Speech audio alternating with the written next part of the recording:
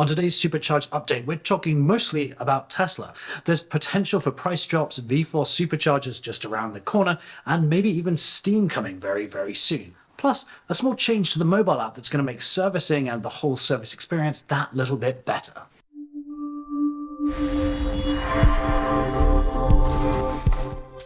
Welcome back to Supercharge This. I'm Simon Knapp. Thank you for joining me in today's update. If you do like the video, consider subscribing, and a like and a comment would be great as well. Let's get started.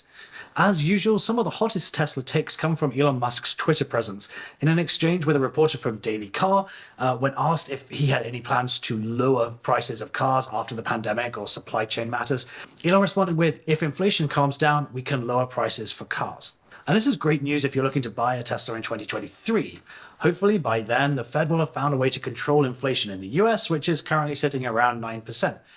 Of course, one downside to the Fed solving inflation is that it will likely mean further increases to interest rates, which is intended to shock the market and drive down demand.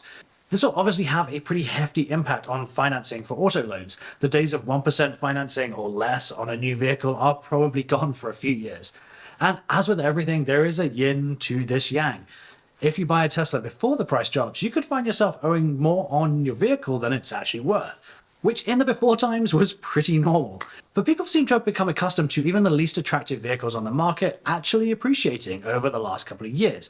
So there will be a lot of unhappy people if they're just on the wrong side of the price changes. I'm in a few Facebook groups for Teslas for sale around the US, and some people seem to be living in the land of make-believe when it comes to their asking prices. Sales of 3-year-old vehicles at prices higher than the original purchase price and higher than you can order today simply not sustainable. Whilst we await these changes with bated breath, I'd say you can be pretty confident that if you placed an order and are still waiting for delivery or potentially waiting for a VIN number, you'll benefit from any price reductions whilst being shielded from price hikes, which is very nice. You've got to remember that when Rivian raised their prices, they also raised the prices for pre-order customers until there was a public backlash and they walked it back fairly quietly. And we can only assume that Tesla will continue this behavior going forward, though of course with Elon Musk you never really know what's around the corner. Let's have a quick look at changes to the Tesla mobile app. In a bid to improve their service offerings, Tesla has added self-diagnostics to its mobile app, and the new feature should further streamline the process of scheduling service appointments and increase efficiency for mobile mechanics. We've all felt that odd shimmy or heard that disturbing knocking noise from cars, so getting an insight into your car's self-assessed state will increase peace of mind or alert the driver that a trip to the service center could be on the cards very, very soon. I'm guessing that Tesla has been losing some service appointments to issues that aren't really issues. And as a result, if you go to schedule appointments for certain defects, the self-diagnostic feature will launch and run a system check to see if any faults are detected. It will also allow you to upload images to support your concerns and allow the mechanic to bring appropriate parts if an obvious repair is needed. Elon once set the goal of having 2/3 of all vehicle issues being addressed within a day, and although that's a long way off, this new diagnostic and reporting feature is definitely a big step towards that. It's bound to save time and thus money for the service side of the business and improve customer satisfaction, as faults are repaired sooner and with less fuss and hopefully with a lot less fiddliness. Let's look at Tesla Superchargers. The Tesla Supercharger network is currently made up of a range of V2 and V3 chargers.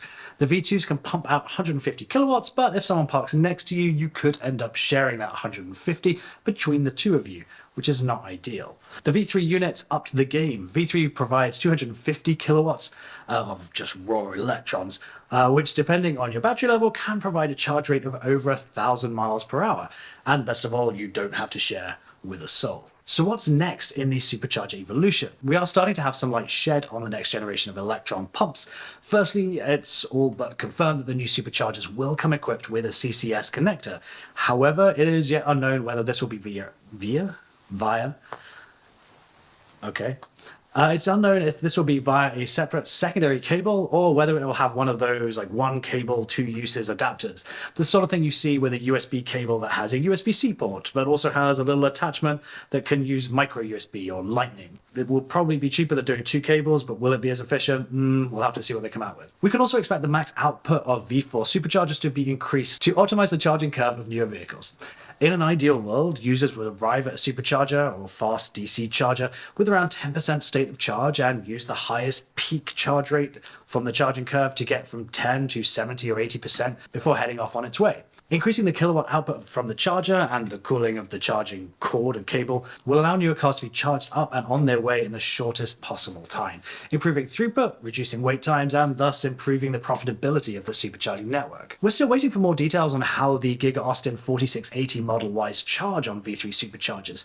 We have to assume that the 4680 battery can handle a higher kilowatt charger and can maintain that high charge rate deeper into the pack as it charges. Those are really the main benefits for a consumer of the 4680 cells. So it will be exciting to see how much of a difference the V4 chargers can make, and whether the 2170 cells of the Model 3 or the 18650 cells in the Model S and Model X will be phased out over the next couple of years.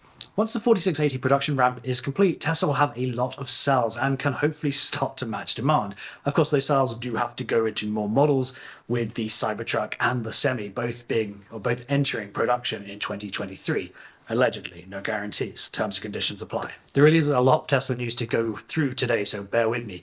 In another Twitter comment from Elon, he told us that Steam games will be coming to the in-car entertainment very soon. This will be a huge improvement to the current offering. If you've not heard of Steam, it's an online video game store and distribution service. It's created by Valve, which was the company that brought us Half-Life back in 1998. Steam have around 50,000 games, and the library really does cover all genres of video games. It's worth noting that the refreshed Model S and Model X both have new gaming computers built in, so there's plenty of gaming power being hauled around by those beautiful yoke-driven luxury cars.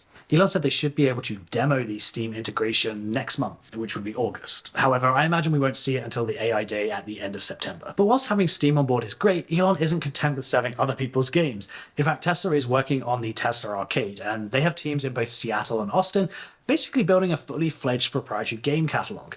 It sounds like that's very much on the roadmap, because Elon has stated that entertainment will be vital if cars ever truly drive themselves.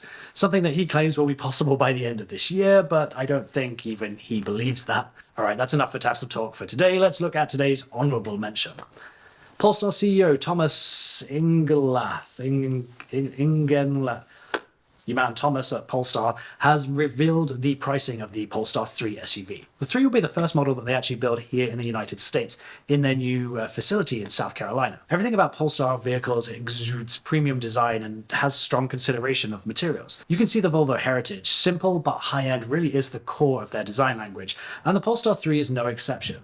This mighty SUV will start at $75,000, and the higher-end models will just exceed $110,000, with potential options that could extend that price even further. At the low end, this vehicle will sell really, really well, and will help Polestar drive towards its goal of 124,000 sales by 2023. The CEO stated, "It's an SUV that everybody loves, but it's also very aerodynamic and very engaging to drive. I think you can tell the Polestar 3 is set to directly compete with the Porsche Cayenne, which you can currently get as a big gas guzzler or even as a hybrid. And with an impressive estimated range of 372 miles, it's going to be a great EV alternative to the Porsche, and potentially to the Rivian R1S too."